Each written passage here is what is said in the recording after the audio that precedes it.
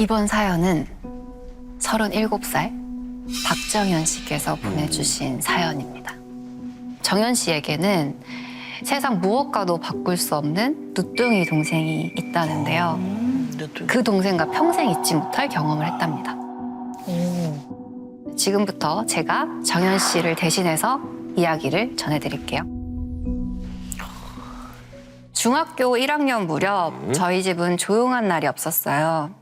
아빠의 사업 실패로 하루가 멀다 하고 빚쟁이들이 들이닥쳤거든요. 부모님은 밀려드는 빚을 감당하려 이른 아침부터 늦은 밤까지 일만 하셨습니다. 힘드네. 그런 시기가 있어, 다들. 엄마 아빠의 고단함을 달래준 건요, 저희 집 늦둥이 우연이었어요.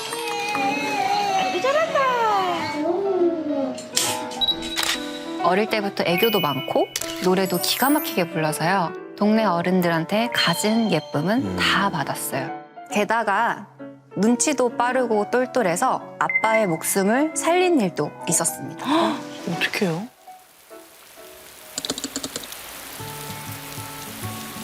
넌 그냥 가만히 있어.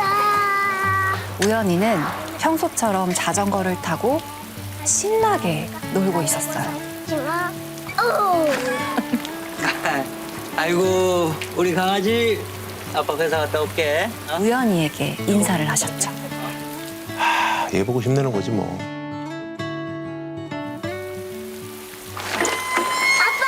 그런데 우연히가 저기 바퀴. 아빠 차 타이어를 가리켰어요. 펑크가 나 있었거든요. 어이구, 애기가 그거를. 아니 이렇게 신통방통해. 아유 우리 우연이가 아버지 살렸다. 어? 우연히는 고단한 저희 집을 밝히는 희망이자 복덩이였어요. 시간이 흘러 여름방학이었습니다. 전 제 방에서 혼자 방학 숙제를 하고 있었어요. 가위질 소리가 들리더라고요. 엄마인가?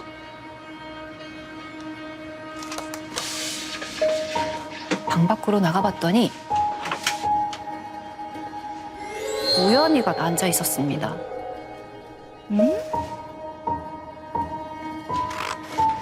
우연히는 가위로 뭔가를 자르고 있었는데요.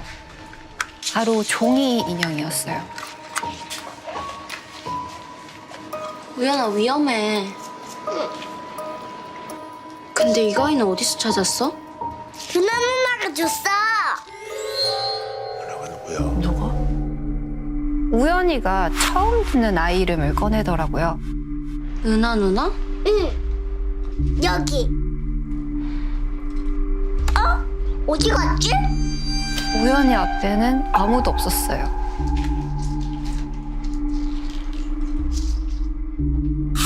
그런데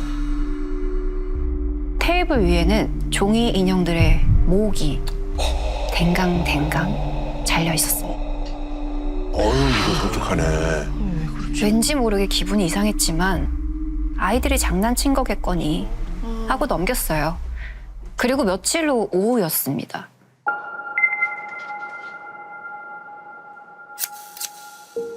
거실에서 또 가위 소리가 들리는 겁니다. 또 가위 잘라? 저는 거실로 향했습니다. 하구연! 누나가 가위 위험하댔지?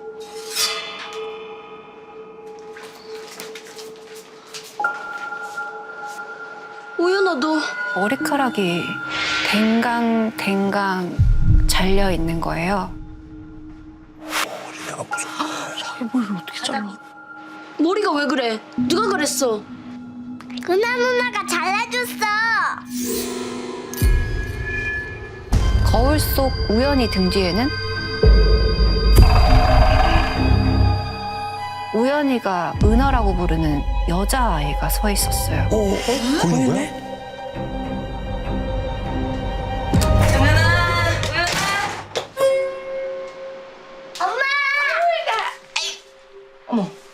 우연아 너 머리가 왜 이래? 어? 정현이 너 엄마가 동생 잘 보고 있으라고 했잖아. 내가 안 그랬어. 제가 그랬어. 우연히 뒤에 서 있던 여자아이를 가리켰어요. 근데 사라져버린 거예요. 너 엄마한테 거짓말 할 거야?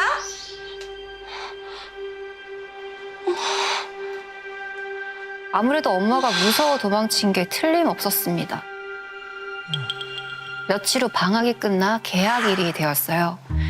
부모님은 우연이를 집에 혼자 둘 수가 없어서요. 일터에 데리고 나가셨어요. 전 학교를 마치자마자 우연이를 데리러 부모님께 가고 있었습니다. 건너편에서 은하. 그 여자아이가 길을 건너오고 있는 거예요. 그런데 낯익은 자전거. 바로 우리 우연이의 자전거를 끌고 있었어요. 그 우연이가 제일 아끼는 세발 자전거가 있어요. 이제 매일 그것만 타고 놀았거든요. 근데 그 자전거를 갑자기 막 약 올리면서 갖고 큰 도로로 나가더래요. 이제 우연이가 내 거 가져간다고 이제 쫓아갔겠죠? 원래 애기들은 이렇게 양옆에 잘 안 보잖아요. 직진만 하잖아요. 애기니까. 그래서 옆에를 안 보고 그냥 막 자기 자전거를 찾겠다고 건넜나 봐요. 자기 거 자전거를 가지러 가다가 사고가 난 거예요. 안 돼. 사랑하는 제 동생 우연이가 이 사고로 세상을 떠났거든요. 진짜로. 저희 가족은 우연이와의 이별을 좀처럼 받아들이질 못했습니다. 아빠는 매일 밤 술로 겨우 잠드셨고요.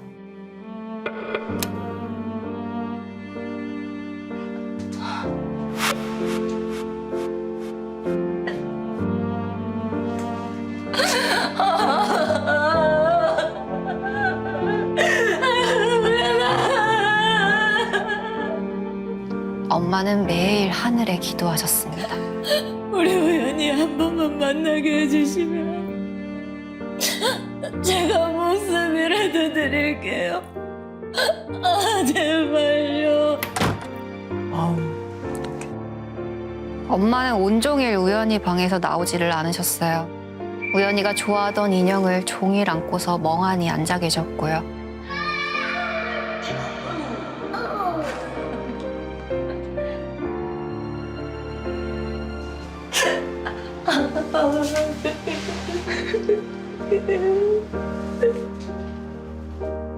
얼마나 우연이가 그리웠으면 엄마를 보는 것만으로도 마음이 미어졌습니다. 이런 부모님 앞에선 전 슬픈 티를 낼 수조차 없었어요. 우연이가 너무 보고 싶은 날엔 편지를 쓰며 마음을 삭히곤 했습니다. 우연아, 너무 보고 싶어. 누나가 정말 사랑해.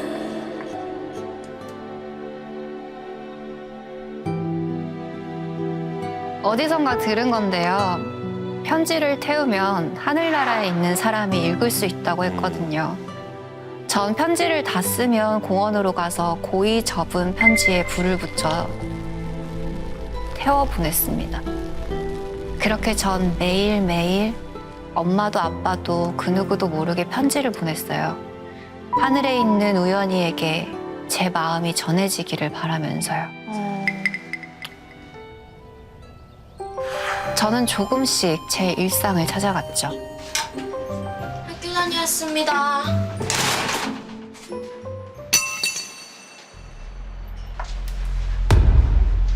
엄마?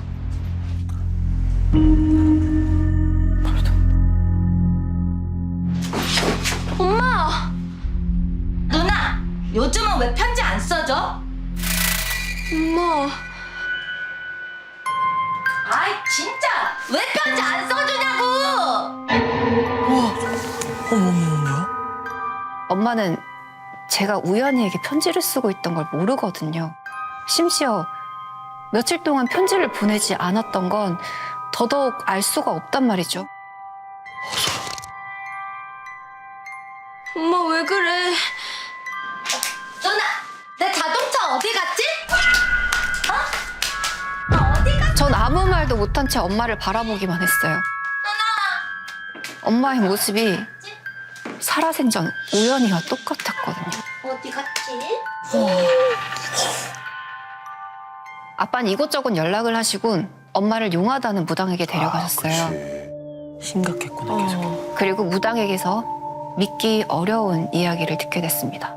저희 엄마가 딱 들어오자마자 하시는 말씀이 저희 아기가 엄마 어깨에 올라타 있다고 지금. 그래서 신내림을 받아야 된대요. 엄마가? 신내림이? 저희 엄마는 딱 그 소리를 듣고서 우리 우연이를 볼 수 있다면 얼마든지 신내림을 받겠다고 어머나, 웬일이야. 그 자리에서 어떻게 된 거야? 바로 말씀을 하셨대요. 저희 엄마가 이제 법당에 앉아 있는데 우연이가 빛나는 하얀 한복을 입고 들어오더래요. 와서는 저희 엄마 뒤로 가서 엎었어요. 그래서 그게 너무 엄마가 행복했다고. 자기 자식을 받은 거야? 엄마는 결국 우연이를 몸주신, 몸에 받아 모시는 신으로 받았습니다. 강한 거야? 엄마는 집 한쪽에 작은 신당을 차리셨어요. 엄마가 오늘은 우리 우연히 좋아하는 사탕 사왔어.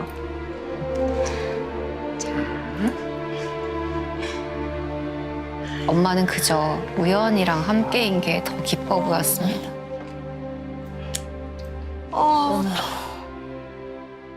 그렇게 한 달쯤 지난 어느 날이었어요. 가만있어.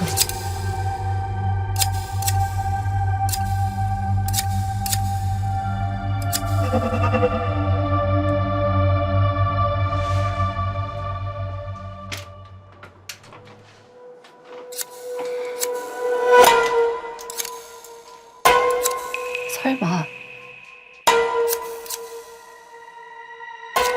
소리는 방에서 나고 있었어요.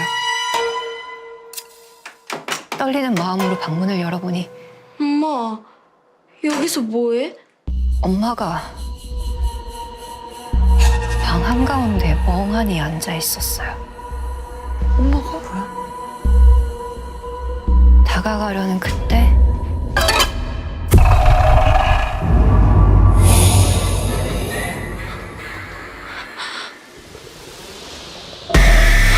우연아, 안녕?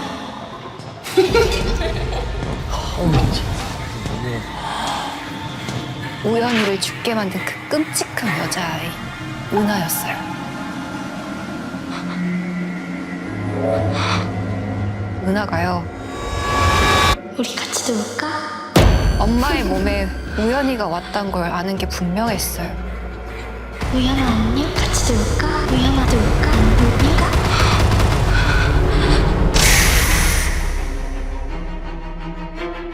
미치겠다. 순간 아이가 절 보며 씩 웃는 거예요. 그리고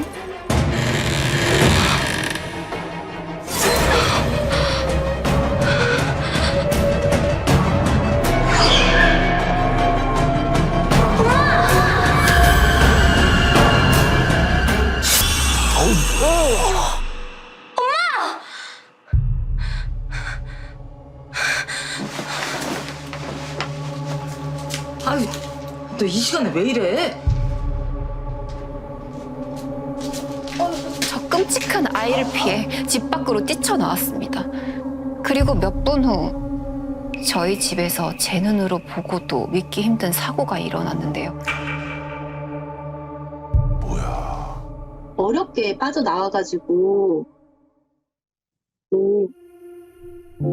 불이 불이 났어? 저희 집이 불타가지고 허물어지고 있는 모습을 보고 있었는데 너무너무 이 상황이 안 믿기고 꿈 같은 느낌이었고 계속 울었던 것 같아요.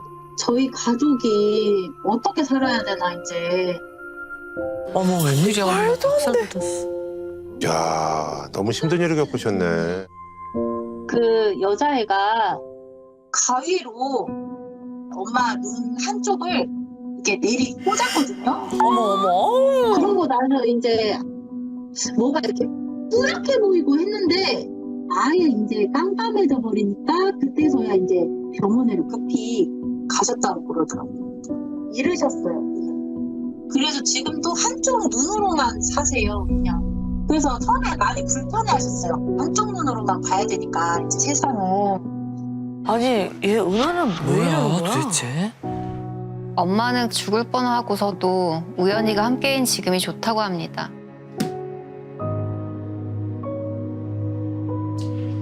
이제 우연이를 받은 엄마까지 데려가 버리면 어떡하죠?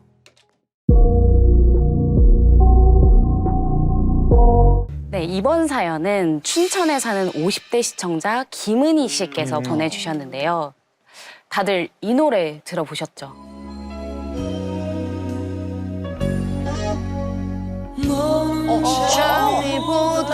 신승훈 씨. 신승훈. 20대 초반에. 대학생 때 우리 맞아 그때야. 가요톱 때 1위 곡이에요. 1990년 최고의 히트곡 신승훈의 미소 속에 비친 그대인데요. 이 노래를 참 좋아하던 여동생의 이야기를 저희에게 제보해 주셨습니다. 본격적인 사연에 앞서 시청자 여러분께 꼭 전하고 싶은 말이 있다고 하셨는데요. 네, 한번 들어볼까요? 그때 제가 22살이었고 동생이 19살이었어요. 벌써 30여 년 전 일인데도 잊을 수가 없습니다. 제 여동생이 장면이요. 무슨 장면? 뭔데? 대체 왜 그랬을까? 이유가 뭘까? 혹시나 방송을 보고 제 의문을 풀어주실 분이 나타날까 하는 간절한 마음으로 제보합니다. 아 무슨 엄청난 일이 있었나 보다. 네, 은희 씨는 지금도 눈을 감으면 35년 전 그날 밤으로 돌아간다고 하는데요. 악몽처럼 반복되는 여동생과의 기억을 지금부터 제가 들려드리겠습니다. 할머니 집에 도착했을 땐 이미 밤 12시가 넘은 시간이었어요. 갑자기 할머니가 돌아가셨다는 소식에 얼마나 놀랐던지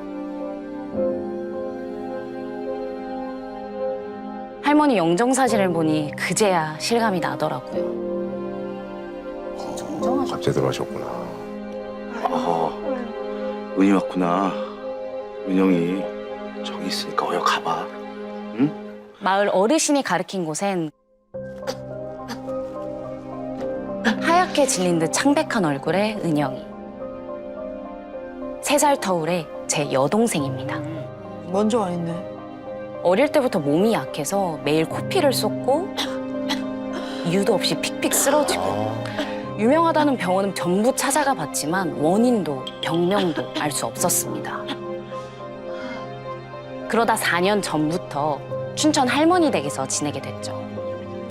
엄마가 돌아가시고 아빠는 일 때문에 바빠서 돌봐줄 사람이 없었거든요.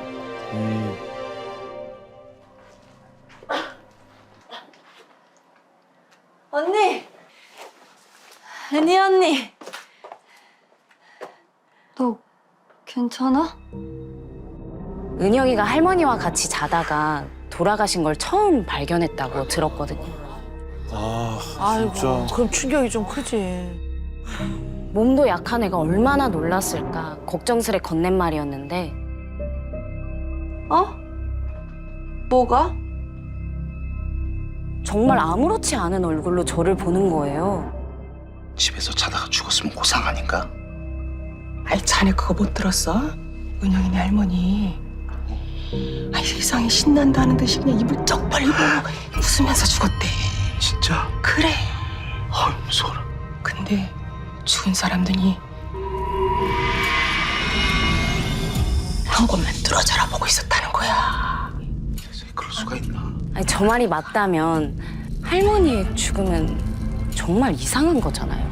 그치. 근데 은영이는 할머니 모습을 못 봤나? 장례식을 마치고 서울에 돌아온 날 들어와. 우리 집엔 식구가 한 명 더 늘었습니다. 오늘은 늦었으니까 둘이 같이 자고 내일은 아빠가 은영이 방 치워줄게. 고마워. 그래, 쉬어. 들어가자. 현관 앞에서 한참을 서성거리는 동생. 처음 와보는 서울집이 낯선 눈치였어요.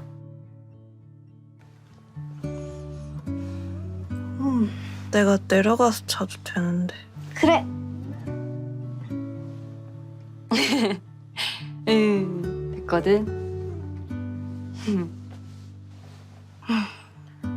나 언니랑 아빠랑 같이 살게 돼서 너무 좋아. 그 말을 듣는데 괜스레 가슴이 찡한 거예요. 시골집에서 얼마나 혼자 적적했을까 싶어서 미안했어요. 서로 도란도란 밀린 이야기를 나누고 있는데 은영이가 갑자기 사실 할머니 죽을 때 나 봤다? 응? 할머니가 막 웃으면서 이렇게 말했어. 나도 갈래.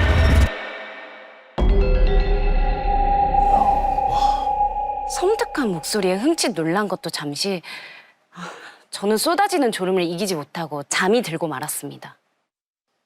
동생과 함께 살게 된 지 어느덧 한 달. 그날도 수업을 마치고 집에 갈 채비를 하고 있는데 너 바로 집이야? 넌 집에 무슨 꿀단지를 숨겨놨냐? 아, 오늘 애들 다 모일 건데 진짜 안 갈 거야? 순간 솔깃했어요. 아니, 그동안 은영이랑만 시간을 보내기도 했고 아니 하루 정도는 괜찮지 않을까 싶었습니다. 그렇게 하루가 이틀이 되고 3일이 되고 저는 조금씩 동생에게 신경을 덜 쓰고 말았죠. 그 사이 동생은 점점 더 말수가 줄고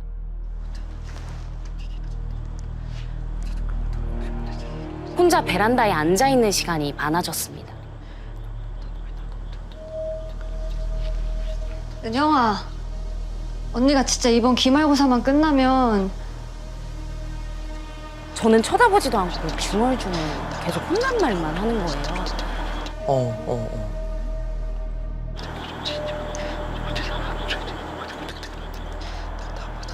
은영아.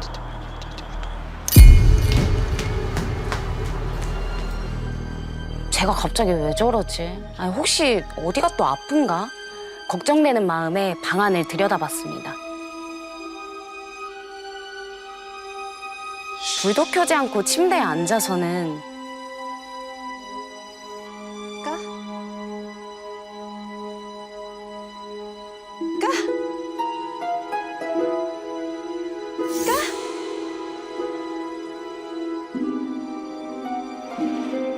은영아, 너 뭐해? 그런데 은영이가 어디서 그런 힘이 났는지 방문을 3개 닫아버리는 거예요.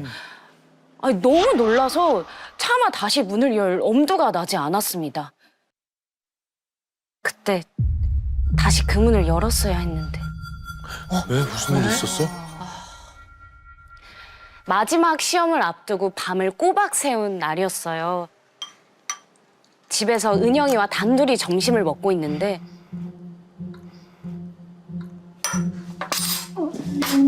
갑자기 속이 울렁거리더니 토끼가 확 올라오는 거예요.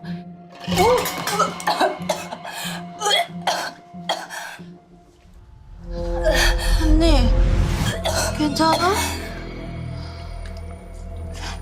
괜찮아. 하고 힘겹게 고개를 들다가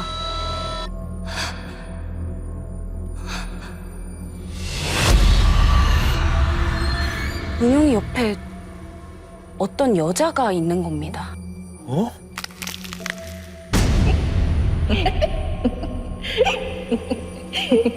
마치 먹잇감을 발견한 짐승처럼 침을 뚝뚝 흘리면서요. 딱 이 정도 거리, 진짜 0.1cm도 안 되게 동생한테 얼굴을 들이대고 있는 거예요. 오로지 동생만 보이는 것처럼 동생한테만 관심이 있다는 듯이 고개를 쭉 빼고 보고 있더라고요. 와.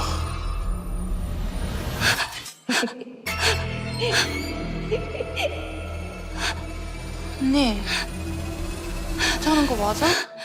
동생의 목소리에 정신이 번쩍 들었어요. 언니, 왜 그래? 어디 아파? 뭐 있어? 집안을 다 훑어봤지만 아무도 보이지 않았습니다. 아니야. 밥 먹어. 괜찮아. 동생에게 방금 그 여자 못 봤냐고 물으려다가 차마 입이 떨어지지 않더라고요. 아니 안 그래도 내 몸이 약한데 놀랄까 봐 걱정됐거든요. 며칠 밤을 새워서 잠깐 헛것을 본 거겠지 애써 생각을 다잡았어요. 그날 저녁 쓰린 속을 부여잡고 책상에 앉아 있는데 도무지 공부에 집중이 되질 않는 겁니다. 낮에 봤던 그 여자는 뭘까 계속해서 머릿속에 그 장면이 떠올랐거든요. 그때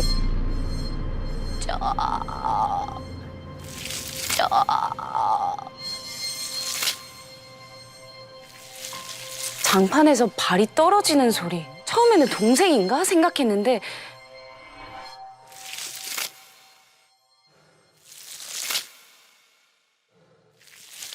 마치 들키지 않으려는 듯 조심조심 걷는 소리.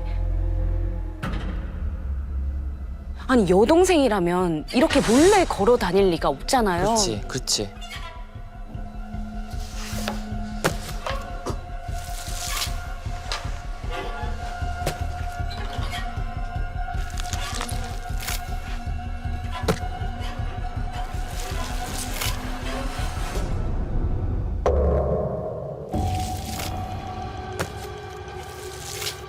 낮에 봤던 그 여자였어요.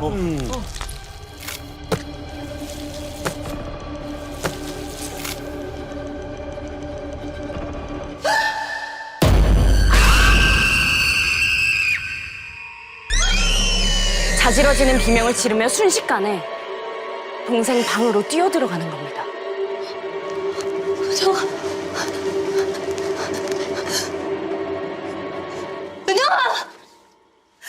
은영아. 은영아! 아빠!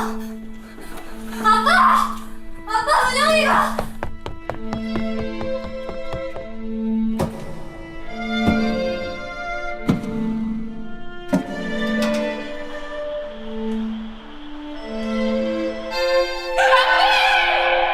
동생은 순식간에 밖으로 뛰어내렸습니다.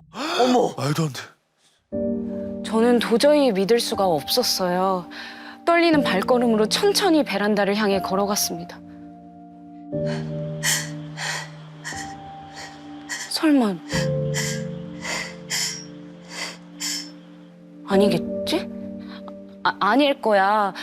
애써 부정하며 밖을 내려다봤을 때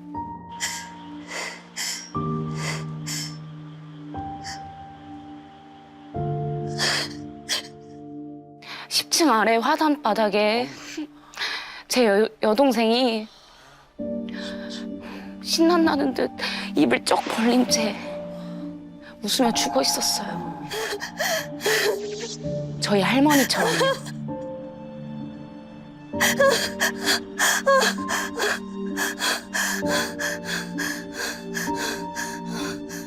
한치의 망설임 없이 몸을 던진 것도 할머니와 똑같았던 마지막 모습도 이상한 게 한둘이 아니었어요. 아빠, 은영이 스스로 죽은 게 아니에요. 내가 여자 귀신을 봤는데 아니 안 그래도 미칠 것 같은데 제발 우리 은영이 그만 보내주자. 결국 저희 가족은 다른 지역으로 이사를 했고 어느덧 35년이 흘렀습니다. 제 나이도 이제 55. 두 딸의 어머니가 됐죠. 하지만 저는 여전히 동생이 스스로 뛰어내린 게 아니라고 믿고 있습니다. 왜냐면요, 은영이가 죽기 전 했던 혼잣말이 뒤늦게 생각났거든요. 그날 어두운 방 안에서 동생은 이렇게 속삭였습니다. 나도 갈까? 갈까? 나도 갈래. 저는 몇 년째 무당들을 찾아가 묻고 있어요. 여동생 옆에 있던 대체 그 여자는 누구냐고. 혹시 이 사연을 듣고 진실을 아는 분이 계시다면 제발 알려주세요. 여전히 저는 그날 그 베란다에 갇혀 있으니까요. 20살이었던 정선 씨는 유학 중인 언니를 따라 일본 오사카로 가게 됩니다. 말이 유학이지 정선 씨는 히라가나도 모르는 생초보였거든요. 어학원부터 등록하고 기초부터 배우자는 게 정선 씨의 계획이었습니다. 일본 생활은 쉽지 않았어요. 제일 문제는 집. 그렇죠? 야야, 우리 이사 가자. 방이 3개나 돼. 틈틈이 집을 알아보던 언니가 역 근처에 맨션 하나를 발견했대요. 거실도 뚫었고 방도 3칸이고 주방도 있고 둘러봤어요. 방이 무려 3개에 거실까지 있는데 월세가 8만 원. 80만 원이면 싼 거야. 예, 이 정도면 엄청 저렴한 거거든요. 네, 감사합니다. 이 집 호수가 404호인 게 살짝 마음에 걸리긴 했지만 그래서 월세가 싸구나 싶었죠. 이삿날 짐을 정리하다 보니 피곤한 거예요. 언니와 함께 방에 이불을 깔고 누웠죠. 눈이 스르르르르 감기고 가물가물 잠에 빠져들려던 참인데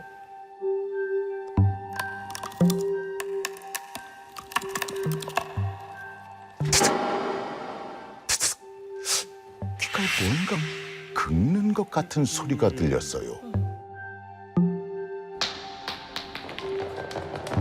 이번에는 바닥에 뭔가 튕겼다가 굴러오는 듯한 소리가 들리는 거예요. 다시 눈을 뜬 정선 씨가 고개를 들어 주위를 둘러보는데 까만 구슬 하나가 있는 겁니다.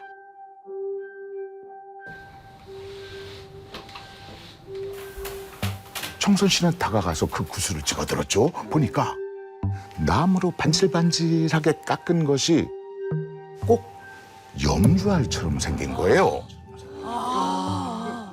부적에나 볼 수 있는 그 형상에 그런 글씨가 새겨져 있었어요. 아니 이게 어디서 떨어진 거지?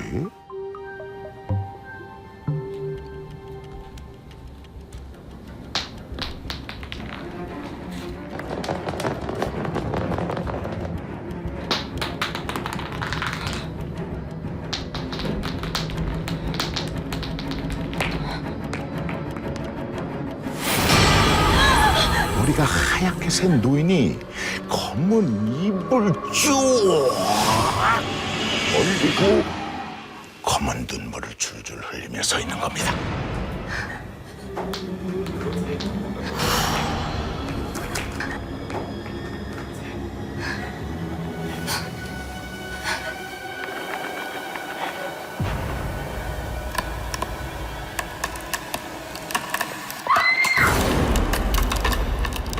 기모노를 입은 여자였어요.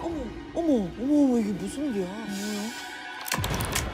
여자는 글자가 새겨진 쪽을 이로 갈아대기 시작했어요. 그 적혀져 있는 글자를 모조리 지워버리겠다는 듯이. 다행히 그것은 꿈이었고. 꿈이구나. 처음에는 그저 피곤해서 이렇게 악몽을 꾼 정도로 생각을 했어요. 그런데 그날 이후로 정선 씨가 집에 혼자 있을 때면은 계속해서 트득 트득 꿈속에서 들은 그 소리가 계속 들리는 거예요. 꿈이 아니라 실제로. 응. 정선 씨는 당장이라도 이 집에서 나가고 싶었죠. 하지만 언니에게 차마 말을 꺼낼 수가 없는 거예요. 아니 그 꿈 하나 때문에 위약금까지 물고 이사하자? 이게 너무나도 말도 안 되잖아요. 대신 정선 씨는 집에 혼자 있기가 최대한 무서우니까 그걸 피해보기로 한 거예요. 그러니까 이제 뭐 밤늦게 귀가하는 언니를 기다리며 매일같이 집 밖을 서성했죠. 그러던 어느 날 앞으로 이 핸드폰 꼭 갖고 다녀. 알겠지? 핸드폰?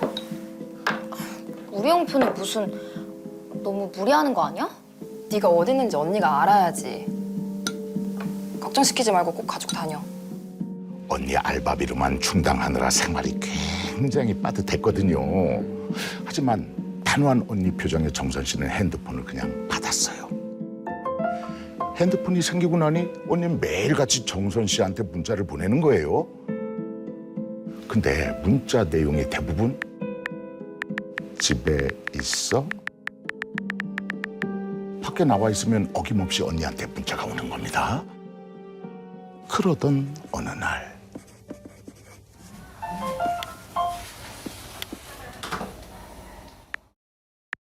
집에 있어? 정선 씨는 황당했어요. 왜냐하면은 정선 씨도 그리고 언니도 둘 다 각자 자기 방 집안에 있는 상황이었거든요. 뭐야? 뭐야? 내가 집에 있는 거 뻔히 알면서 무슨 문자야?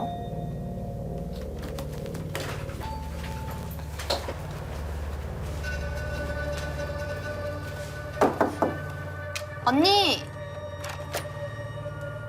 언니, 문자했어? 나 집에 있었는데 왜? 거실에서 자꾸 뭐 하나 싶어서. 거실? 나 계속 방에 있었는데? 순간 언니 눈이 커다라지더니 눈물이 그렁그렁 맺힌 겁니다. 왜 그래, 언니? 저기. 언니 왜 그러냐고 묻는 정선 씨 말에 언니는 믿을 수 없는 얘기를 꺼내기 시작했어요. 집안에 정선 씨인 척하는 무언가가 있다는 겁니다. 하루는 언니가 알바를 마치고 집에 왔는데 정선 씨가 식탁 옆에 거실 바닥에 이렇게 쪼그리고 앉아 있더래요. 야, 정선아, 너 거기서 뭐해?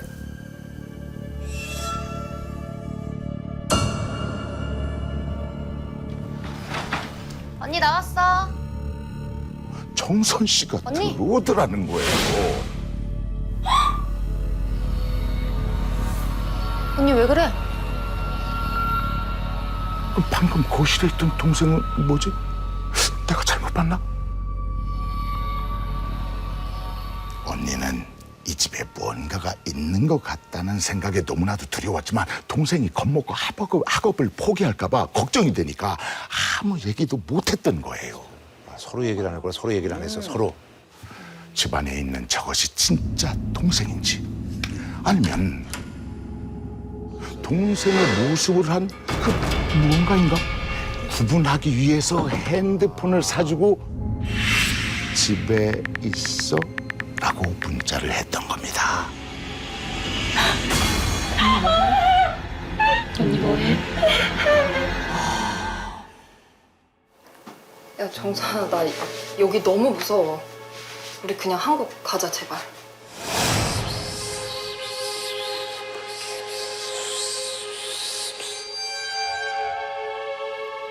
여태까지 한 게 아깝지도 않아? 여기서 포기할 거야? 야, 너 왜 그래? 그냥 한국 가자, 제발. 우리 여기 조금만 더 있자. 어? 분명히 얼마 전까지만 해도 이 집이 무서워서 밖으로 나돌던 정선 씨인데 말이죠. 왜 갑자기 바뀐 거야? 그 무렵 정선 씨가 꾸는 꿈은 달라져 있었어요. 정선 씨는 거실로 나가 식탁에 앉습니다. 그러면은 여자가 정선 씨 앞에 따뜻한 음식들을 내어주죠. 갑자기 그 음식이 까만 염주 구슬들로 바뀌는 거예요. 염주 구슬들과 물에 젖은 채 찢겨진 종이 조각들이 양푼 그릇 안에 뒤섞여 있는 거죠.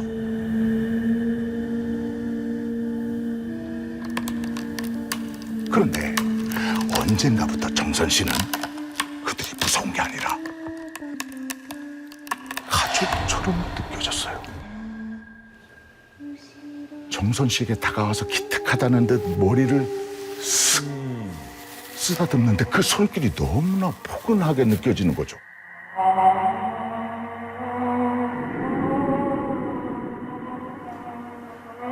야, 야, 야, 괜찮아?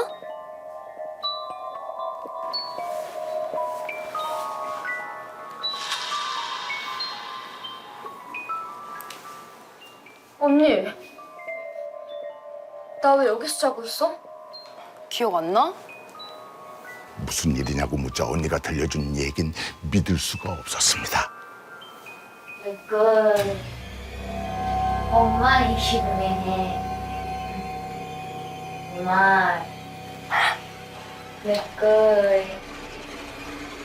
엄마 정선 씨가 일본 말로 뭐라고 막 중얼거리더래요. 그러더니 갑자기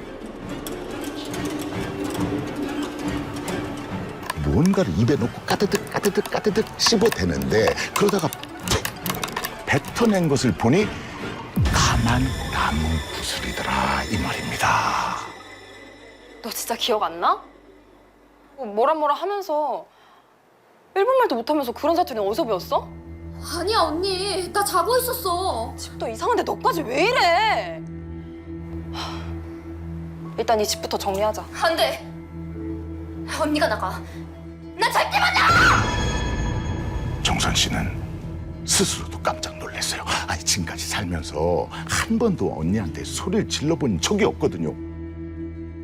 그런데 어찌된 일인지 이 집을 지켜야 한다는 이상한 반발심마저 드는 거예요.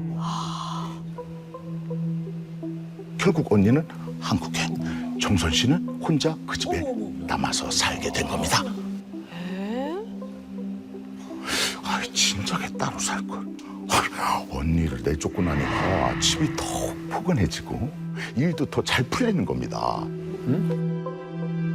그러던 어느 날 가볍게 한잔한 정선 씨는 기분 좋게 집으로 향했어요.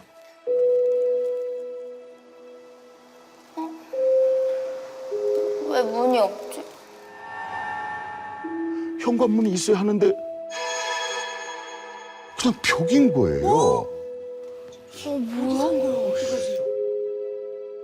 이상하다. 내가 취했나 하면서 문이 열려있던 자리를 더듬더듬 짚어보는데 문득 옆집을 바라보니까 현관문에 아, 여기 3층이구나. 그런데 그 옆집은 305호? 왜 3층엔 사고가 없지? 정선 씨는 달려서 2층으로 내려가 봤어요. 근데 그곳에도 204호가 없는 거예요.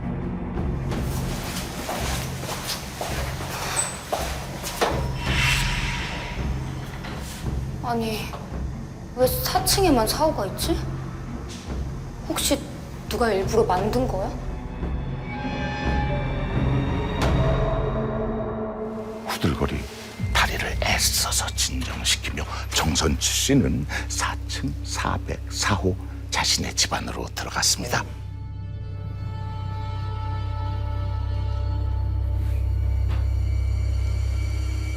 어둠에 가려진 거실에 여태껏 느끼지 못했던 기괴한 기운이 감돌았어요. 그제야 정선 씨는 알 것 같았습니다. 언니가 왜 그토록 이 집을 벗어나고 싶었는지. 그런데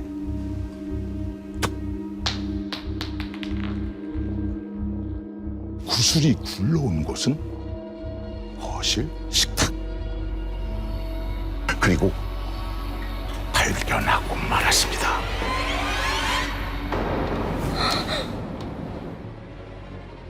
싱크대 및 냉장고 뒤 신발장 아래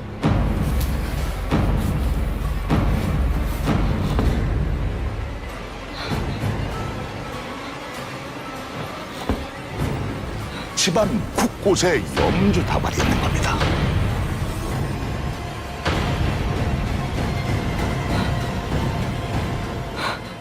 어머, 이게 무슨 일이야? 본능적으로 정선 씨는 그 집에서 빠져나왔고 곧바로 며칠 지나지 않아 한국으로 돌아가게 됩니다. 한국으로 돌아온 정선 씨를 보고 언니는 아무 말도 하지 않았다고 해요. 두 사람은 다시 예전처럼 돈독해졌지만 그 집에서의 일은 어느 누구도 절대 입에 올리는 일이 없었죠. 하지만 정선 씨는 여전히 궁금하다고 합니다.